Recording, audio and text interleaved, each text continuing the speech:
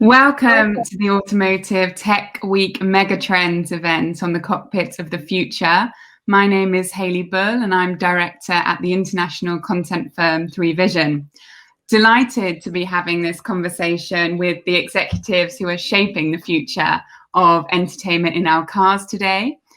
In-vehicle infotainment has remained largely unchanged for decades, but with the number of connected cars ramping up, there is arguably a big opportunity for manufacturers to take advantage of software and online services to deliver drivers and their passengers an engaging and innovative experience. And in this session today, we're going to explore the trends driving a focus on the cabin experience, no pun intended, and there won't be any more today, I hope, and how this experience should look. So welcome everybody, thank you for joining us. Bob, let's start with a relatively straightforward question first of all. Why the focus now? What factors are paving the way for in-car entertainment? Thanks, Hayley. Welcome, everybody. I'll introduce myself first. I'm Bob Dillon. I'm Senior Vice President of Automotive Connected Media, Auto Stage at Xperi. There's a number of sort of meta trends that are driving the current in-cabin experience. Chief among them is the landscape changes in media, and I'm sure Pete will have more insight on that. Connectivity. You look at what happened in the home when broadband became reliable, fast, and cheap. You should expect that to happen in the car. And experiences that are being driven by mobile experiences and desktop experiences. That shapes people's expectation, and the living room, for that matter, shapes people's expectation of what an entertainment experience is. And then finally, autonomous driving, which is an emerging trend, will ultimately have a profound impact on in-car entertainment. Great, thank you. A good summary there of all those factors. Pete, let's bring you into the conversation. Sony Pictures, decades of experience of managing entertainment businesses, both B2B and direct to consumer. Are car manufacturers focusing on the right areas? Good question. Hi, everyone. Pete Wood, Senior Vice President of Sales Distribution at Sony Pictures Entertainment. I'll be careful what I say because Scott's on this line, so I have to make sure I don't upset any OEMs in the process of this panel. Look, I think there's a lot of change and disruption that's happening in the automotive market, and it's too dissimilar to what's happening in the entertainment market, right? So, for many years there was a few powerhouses that dominated the industry, as there was in Hollywood, there was in Detroit, and things are changing rapidly. We now have new competition coming in thick and furious, and new competition has new investment, and it doesn't have a legacy business that it's trying to protect. At the same point, consumers now have an expectation of, I want and expect everything everywhere, but there's really not been much innovation since the DVD player in the back of the vehicle. And so I think there's a lot of change that's been forced upon the automotive industry, as there has been within entertainment. As we talk about disruption, I think we should really be focused more on new opportunities. And what we're very focused on at Sony Pictures Entertainment is trying to understand what that enhanced experience is in the vehicle that perhaps you can't do with your mobile phone, or perhaps that you can't do, in fact, even your own home, right? You've got this closed environment and controlled environment that predominantly was, taken up with you doing this. What does the world look like when you're no longer being forced to drive? And that's really where we spend most of our time looking. Final point to directly answer. I think car companies have woken up to it. Certainly when I started having these discussions 5 years ago, you couldn't even find someone like Scott that actually understood, entertainment or was thinking about entertainment in the vehicle. You just found someone in procurement that bought DVD players. I think that change is happening fast, and I think it's not too soon either. Mm. And Scott, we are seeing change, and if you look at an industry event just like CES, which is huge for the entertainment and the technology world, there's an increasing presence of automotive year after year after year. And I understand that there were some interesting developments this year. Could you speak to some of those? Sure. Thank you, Hayley, and hello. Good afternoon from Berlin. Yeah, Scott Lyon. So I basically head up our European tech partnership. So everything from content that you would find in our vehicles to services, anything that basically the customer would want to consume in their vehicles in some way, shape, or form. Pete is right. When I first kind of joined Ford a number of years ago, entertainment was it was not a word that people really understood. Of course, the radio and a CD player existed, but those, as you rightly point out, Pete, were procured by someone in procurement. This concept of how do we entertain our customers in kind of a on-demand way, perhaps even curating the content ourselves, is something that is still, I think, the industry needs to get to grips with. But Hayley, to your question, yeah, CES was an interesting one. Of course, it was virtual this year, like everything, like we're doing now. There were increasingly, as we see year on year, like with televisions, I think, at CES every year, screens are getting bigger. More and more screens, certainly Mercedes, I think with their very impressive, kind of massive screen across the entire, system there. I think it was 3 screens with many different layers so that you don't get disrupted while you're driving is something that's very interesting. I think the question ultimately is, certainly we have more screen real estate to play with. What do you fill there? I think what I was impressed by with Mercedes in terms of what they were trying to achieve there was, obviously when you have lots of screens, you have lots of potential for distraction. And so what they were trying to do, I believe, based on what I had seen and what I had read, was that they basically have everything kind of presented so that you don't have to dig deeper and deeper into different layers of a menu system. So in effect, you could actually, with one view, see everything that would be possible, and you obviously move it around. So I think that's a really interesting approach. It doesn't necessarily get to the crux of what content should be filled there. And I certainly look forward to having a bit of a deeper discussion here. Yeah, we'll definitely get into the type of content we expect to be serviced shortly. But I just want to bring Daryl into the conversation. Daryl, please feel free to introduce yourself. But I understand Lyric Find are very focused on audio, but connectivity provides a big opportunity to improve that experience. Can you talk to some of those areas of how Lyric Find are emerging in that space now you have connectivity? Yeah, sure. I'm probably the only one on this panel that it isn't blatantly obvious to everybody watching who I am and what we do. I'm kind of the new guy on the automotive space, so thanks for putting up with me. I'm the founder and CEO of Lyric Find, and we're the back end for music services and streaming that use lyrics and lyric-related content online. And now with the connectivity that Bob was talking about and the focus on entertainment, we're able to move that into the automotive world. If you'd asked me 10 years ago, are you going to be putting lyrics in cars? I would have laughed and said, what, are we trying to kill people? No, of course not.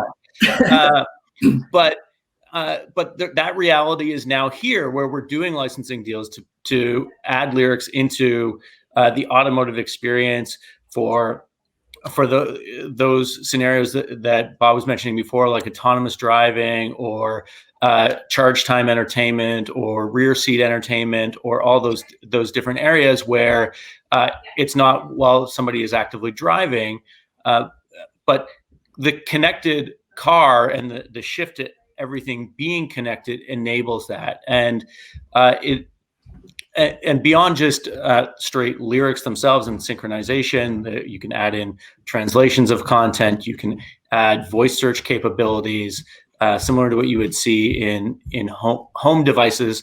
Don't want to say the name because she'll start talking in the background, but of playing a particular song with lyrics, or even identifying content from the lyrics of what is objectionable and what is not. So we have, for example, content filtration that works great in an automotive scenario, especially with kids in the car, where we can tell you that this song that's about to come up has really high sexual content or really high violent content. So maybe you want to change the station or skip the song. And all of that is really lightweight content from a data perspective as well, because it's just text and it's very simple to integrate and transform.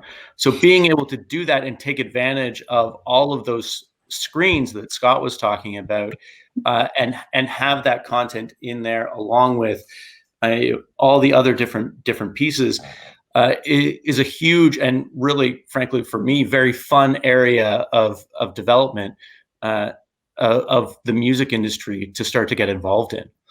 I just have this great image of these perfect families in their, traditional wagons, all singing along with screens sort of like surrounding them. I'm sure there's some automaker that's going to put out one of these ads before long. For sure. I mean, we all have memories of like family road trips or times in the car with friends or other people where you're all singing along to a song, right? And usually those memories also have somebody who screws up the song, right? So let's fix that and avoid that embarrassment. And you mentioned a really important part in the conversation around entertainment in cars, which is voice search.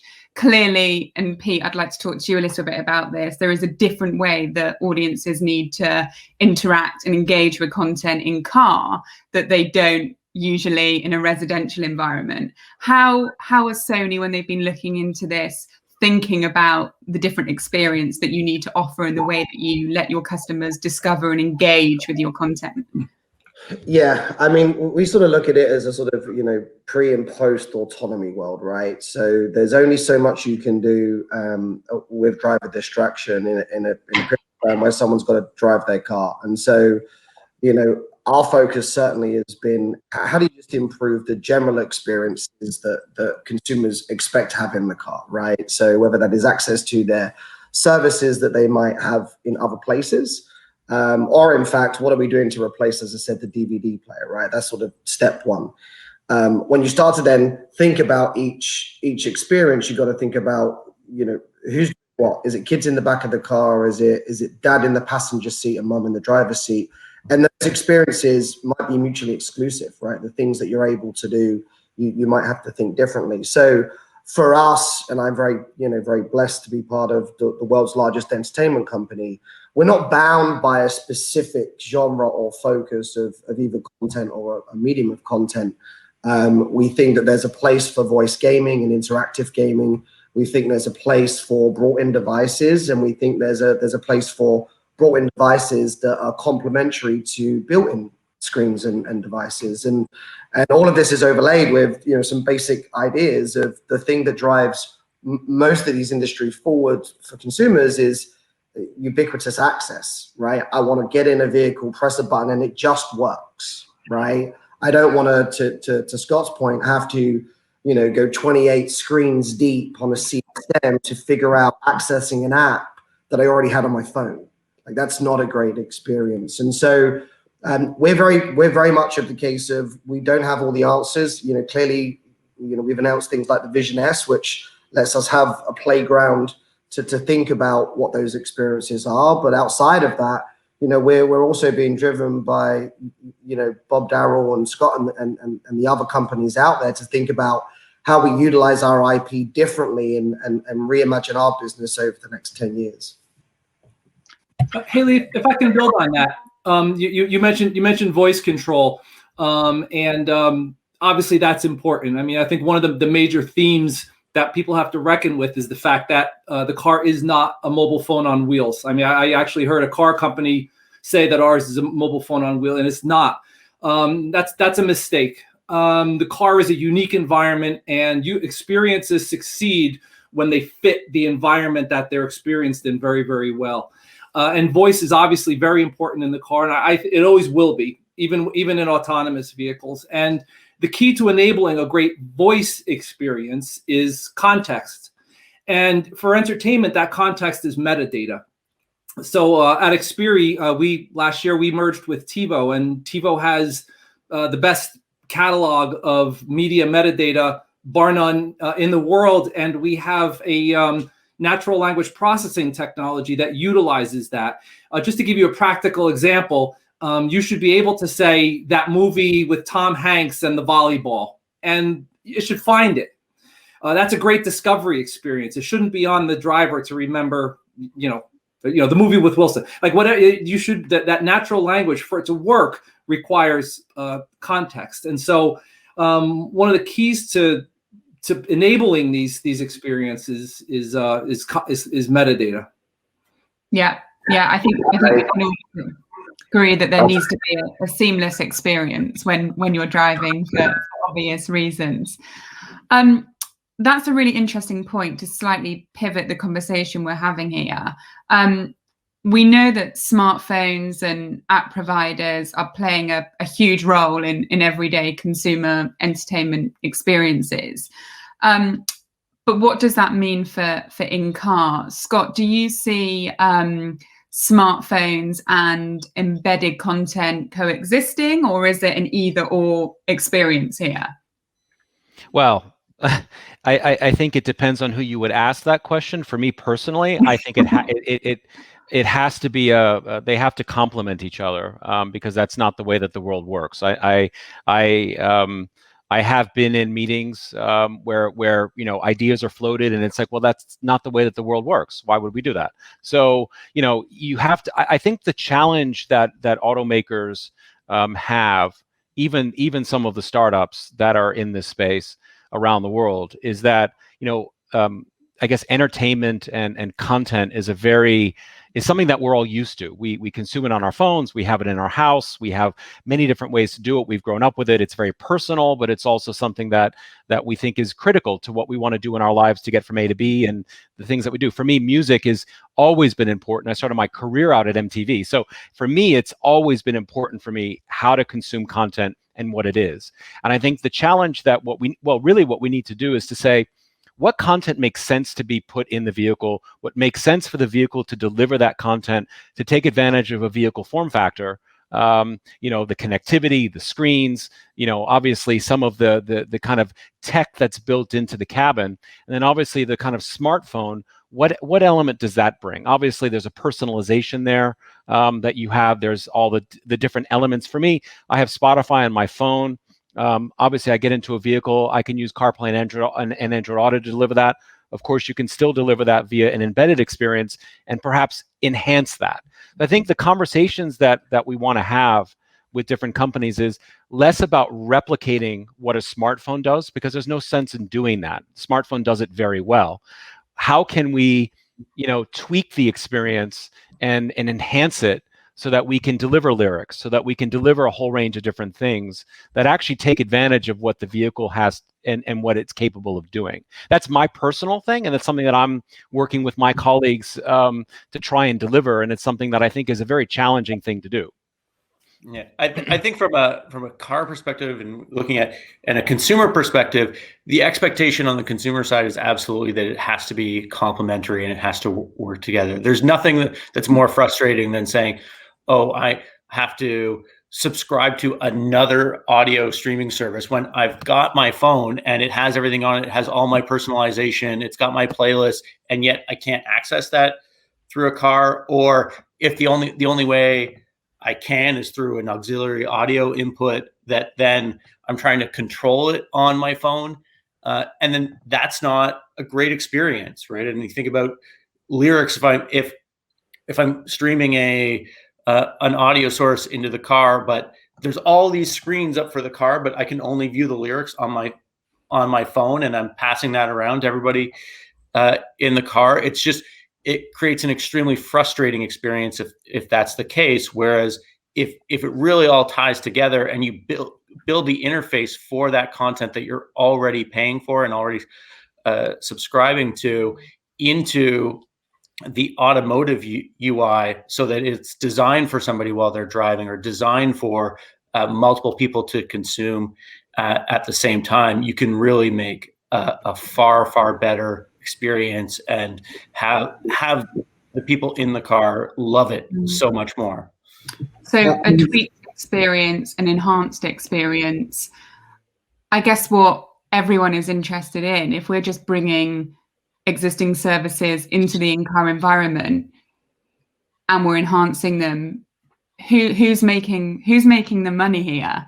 If it's just existing subscriptions that consumers already have access to, is it just the data providers? Are they, this panel is about who dares wins. Well, are they the winners? Are they the only winners here? Yeah, but Hayley, of course. Yeah, but one thing, sorry, Bob, I just want to point out, because I think it's important, is I don't think we should advocate that all we're doing is bringing in existing services or enhancing. There has to be unique services or unique content that's underserved from existing services because of the fact that the vehicle is capable of understanding what my commute time is, or stationary moments or other types of things. I definitely am not. I think yes, we've got to bring in some existing stuff and tweak it. But there are, I would say, quite a lot of areas that are very underserved, really underserved, that are kind of, frankly, fresh areas to go after. Sorry, Bob, go ahead.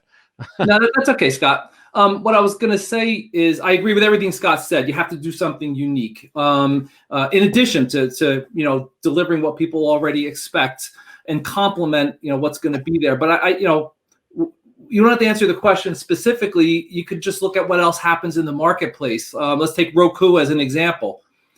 Roku doesn't generate any original content. Roku, they aggregate a bunch of services and they create an experience around that, and they facilitate discovery. And they did $1 billion of revenue last year.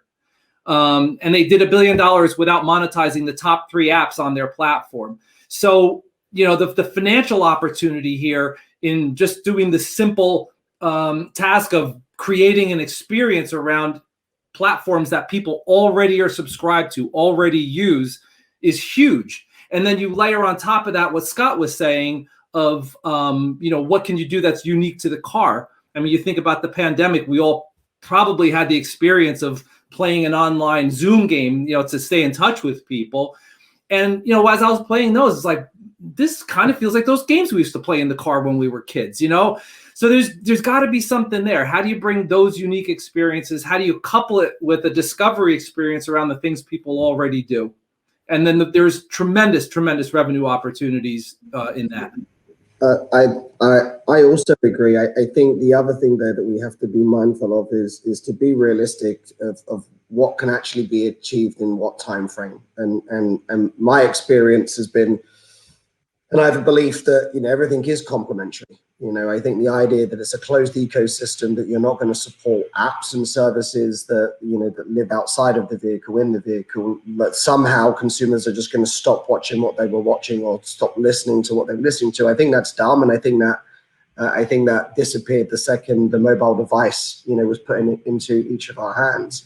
I also think, though, it's important to remember the progression of entertainment, and my frustration, I would say, in some of the early conversations, even some of the current conversations within the industry, is, okay, well, we want access to every single service that exists outside the vehicle. We want it optimized in the car. We want made for content, time to destination. We also want unique services and experiences. We want a revenue share of that, and we also control the consumer data. I'm like, you're looking for a unicorn, right?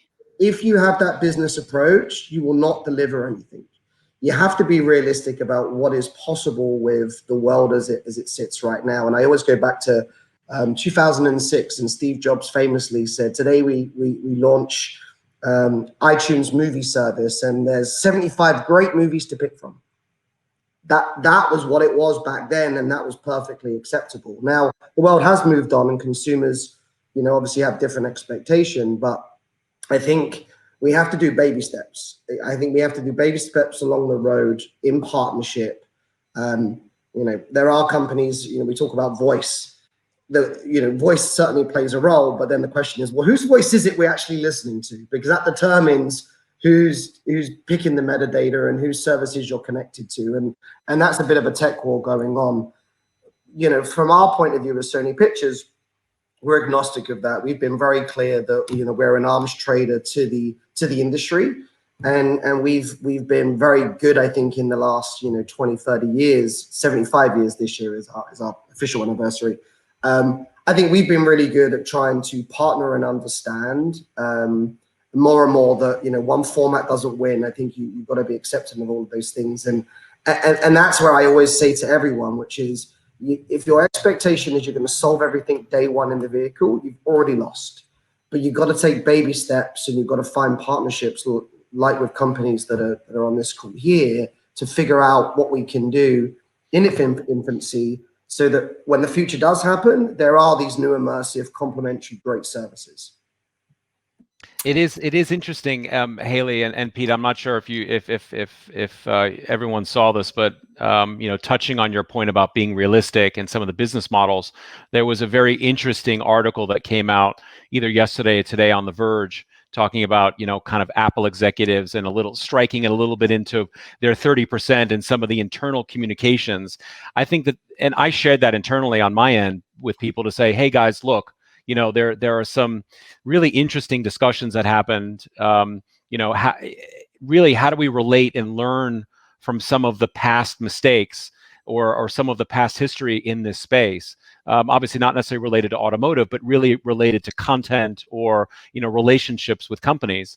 And I want to take that because I think it's something that's interesting to try and figure out, because I think the automotive industry is in a challenging spot, right? We've got to build the vehicles. It's very expensive to do that. There's a lot of legacy baggage there. Even for startups, there's, when you're manufacturing anything, it's a big thing. And then of course, you've got to try and figure out what's the business model to not only kind of deliver the content, make sure the data exists and the plans are there, so that, I think what was mentioned earlier is, we don't want to add, how do you get someone to say, I've got 4 subscriptions in my life plus my data plan. Do I want to add another data plan in for my vehicle? It's kind of a very difficult ask, and I think that's where there's this challenge to balance between how do you make something that people really see value in versus just another Me Too thing. You're just ticking the box, right? I mean, what's the point? Yeah, it's a tricky one. I don't know if there are any magic answers out there at this stage. Yeah, please, if someone has the magic answer, send it to me. It's the unicorn. It absolutely is. There is no simplistic answer to this. What I will say, which is encouraging, is if you look at some of the mistakes, I think, of the music industry, and I say mistakes in the nicest possible way, which was, the music industry didn't grow up in, it sort of grew up OTT out of the vehicle, and then it was Frankensteined into the vehicle by consumers going, well, how do I connect via Bluetooth? And so, suddenly they were bypassing, the cockpit in the vehicle because they just figured out how to bring their own, in fact, I remember sitting in a very nice car, it was probably many years ago now, 10, 15 years ago, and I couldn't figure out how to get the Bluetooth working. So I was actually just listening on my phone in the car, and I never turned on the stereo, right?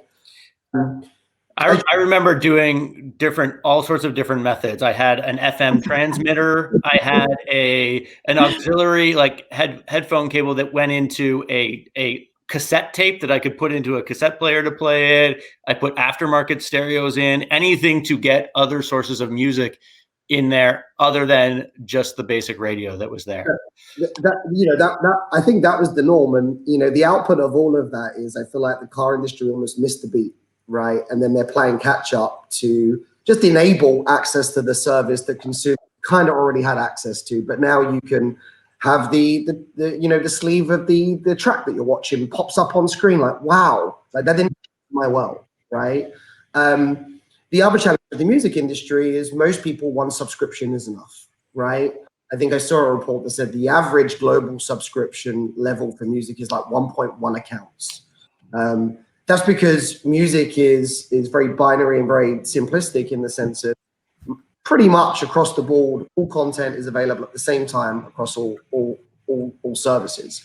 That doesn't apply in my world of video, right? And if you look at the average number of subscriptions, in the major markets, it's up to about 3.8, and actually growing year on year, because as people sort of cut the cable or cut the cord, they're just subscribing to more and more services. And so we do think there is an opportunity still to, carve out as you think about 125 million connected cars by 2022, I think I saw 250 million by 2025. We do think there is really an opportunity to carve out new services, enhanced services, because, there isn't just sort of one fix for everything in video. There are multiple fixes. And so that's where I still believe that you have to be realistic. But you can't do the opposite, which is do nothing until everything is possible, because probably by the time that happens, Apple figures that out. No one here.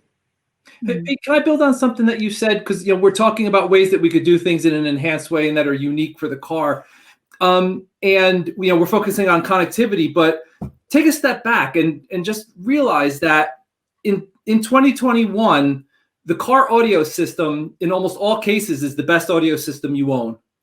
And the car is the best listening environment anybody gets into, including headphones, right? It's the best listening environment. And the kind of attention that you make available to entertainment, for driver versus passenger is going to be different, but it's a unique kind of an attention that you bring to the entertainment experience. That is a whole universe of opportunity for delivering unique services and content. We talked about the cut and paste problem of just taking a mobile experience and slapping it on the dashboard. I think there's an equal risk of taking mobile content or living room content and slapping it on the dashboard and missing the opportunity to exploit that sound system, exploit that listening environment, and not capturing the unique attention that people pay in the car. I've heard some interesting conversations from entertainment companies that they see that, and they want to develop and distribute unique content that's tailored to the automotive in-cabin experience. And I think that's a whole world of opportunities. And I think car companies are in a unique position, and their technology suppliers, don't forget that, to deliver that content. And I think that's a big opportunity that we really need to pay attention to. Mm.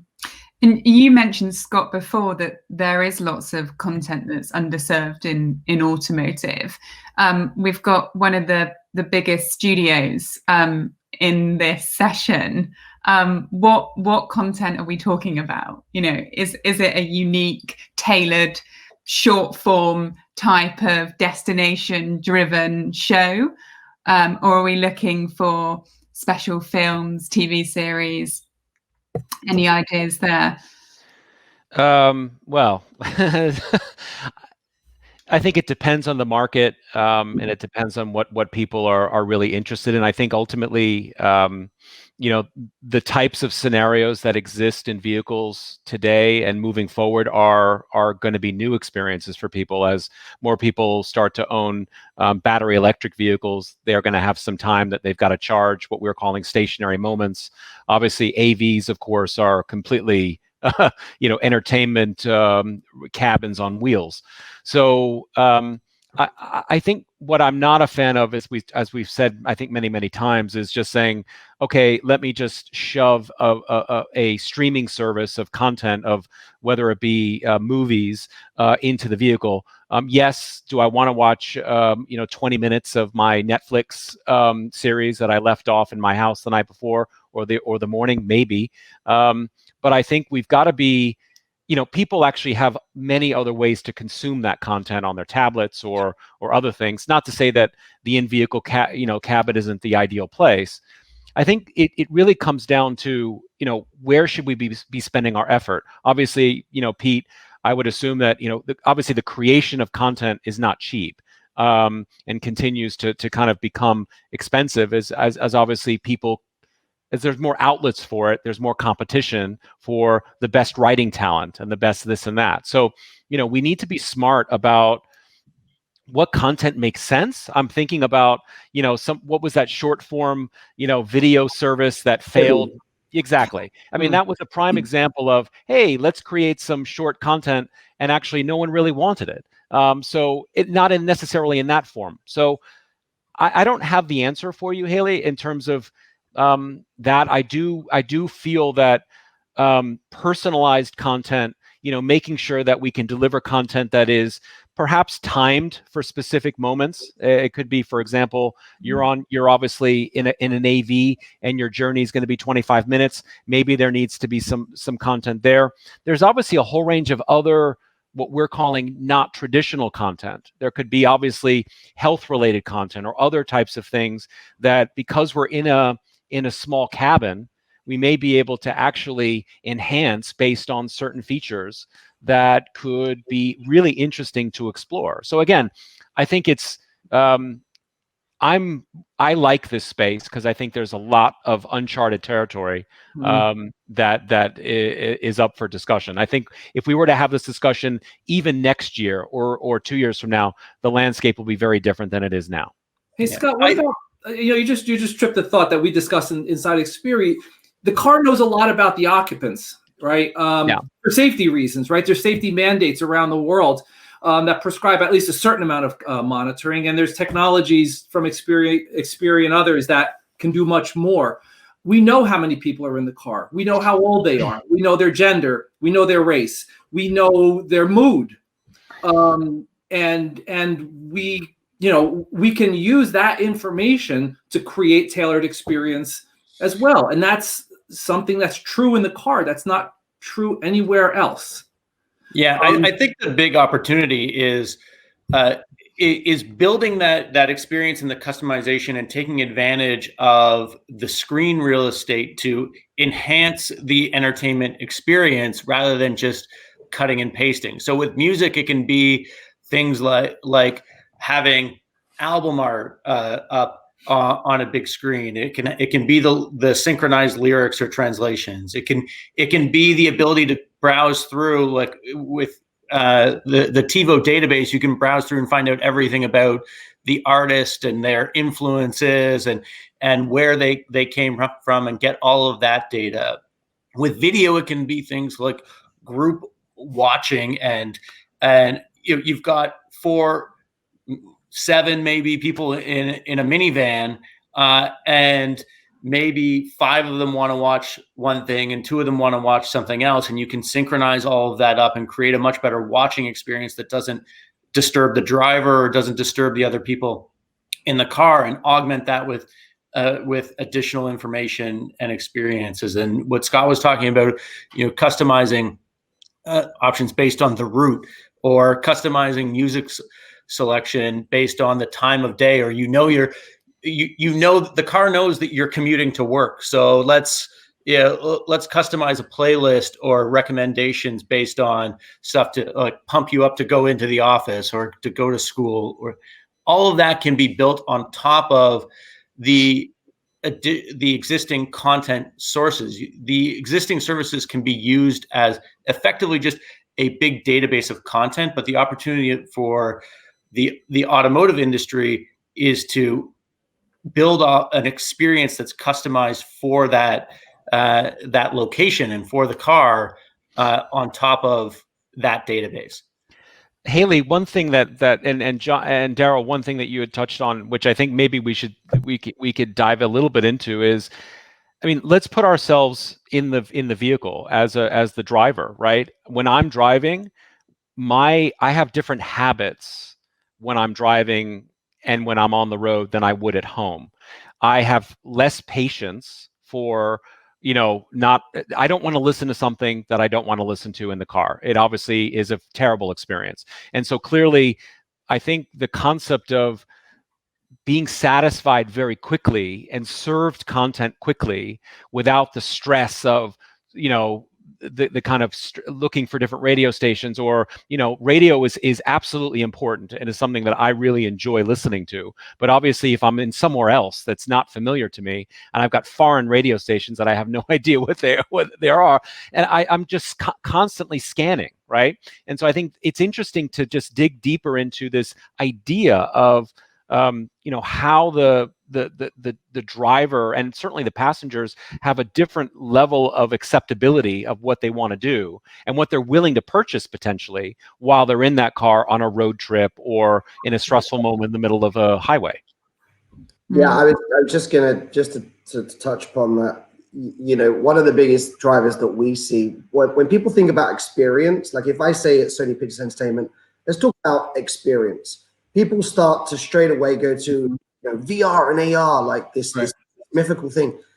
For me, experience starts with frictionless access, right? Never underestimate the power of frictionless access, right? And the frustration people go through and what they're prepared to pay to not go through that.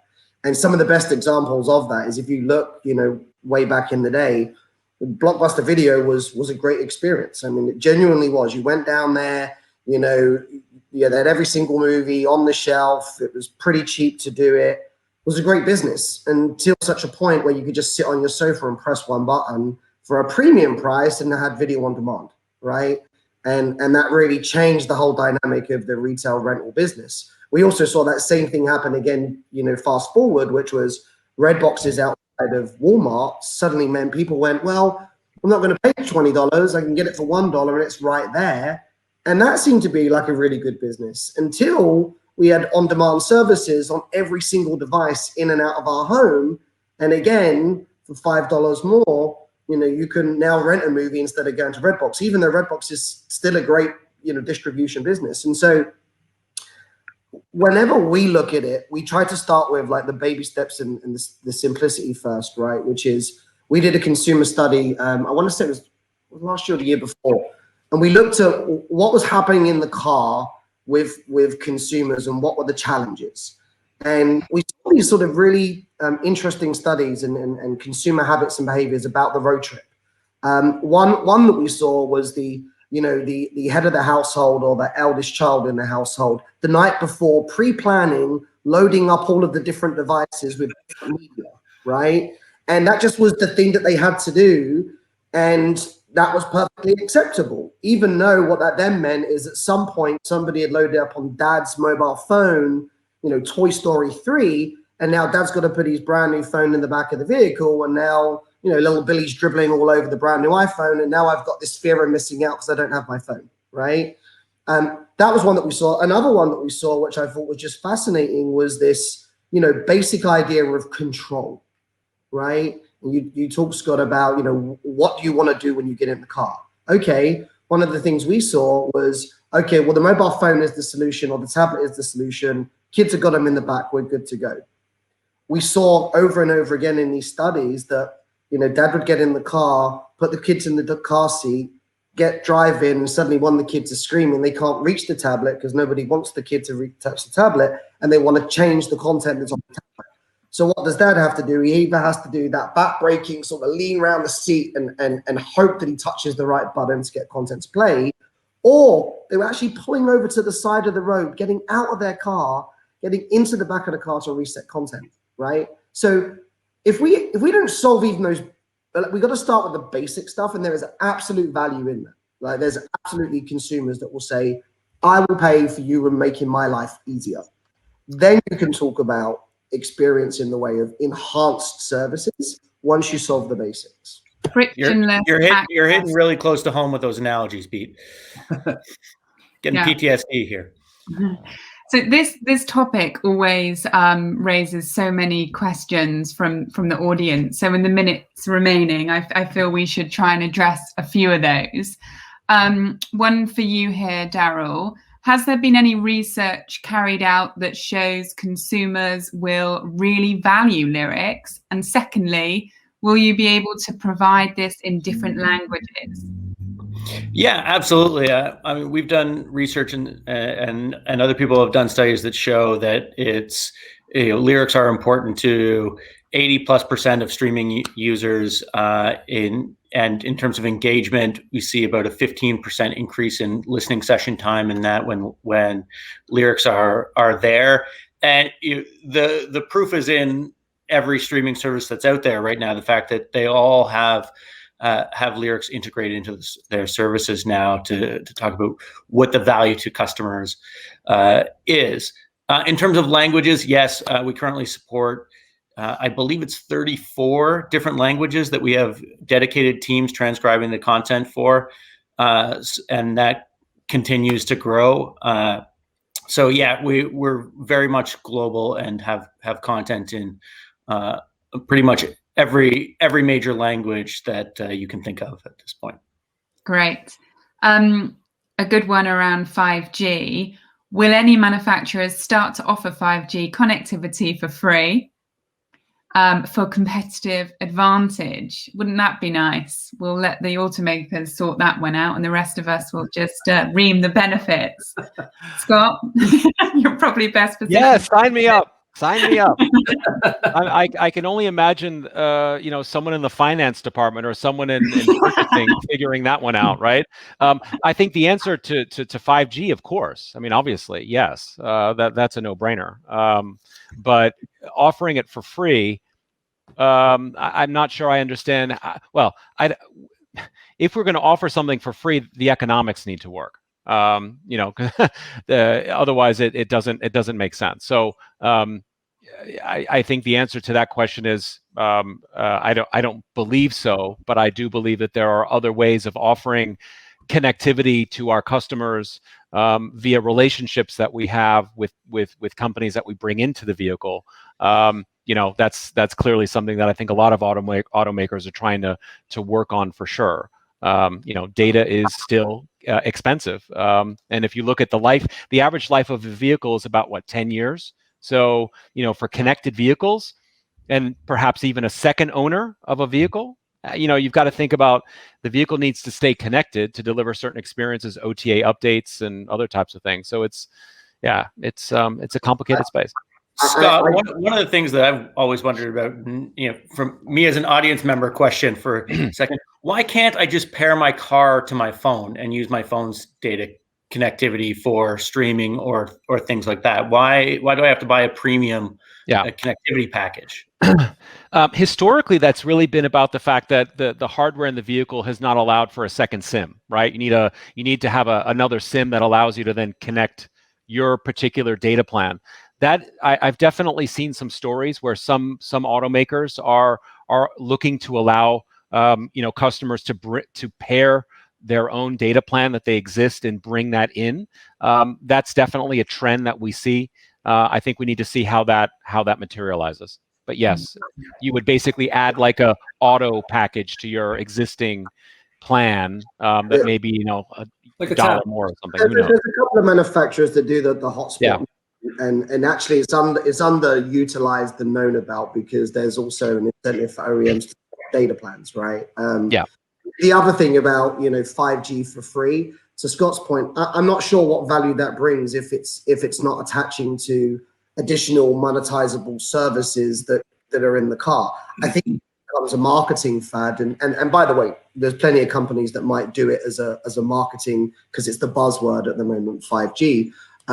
I mean, I just saw an advert the other day here where one OEM, I won't disclose the name, was boasting about they had 6 USB ports in the back of the car, and that was their whole marketing campaign. So it is possible, but not for the right reasons. I think it would be for the wrong reasons that you might see these sort of free data plans for a period of time. I think we've got time just for one more, which is our biggest fear as consumers. What happens when we're not connected and our internet goes offline? Bob, are there any easy solutions to that?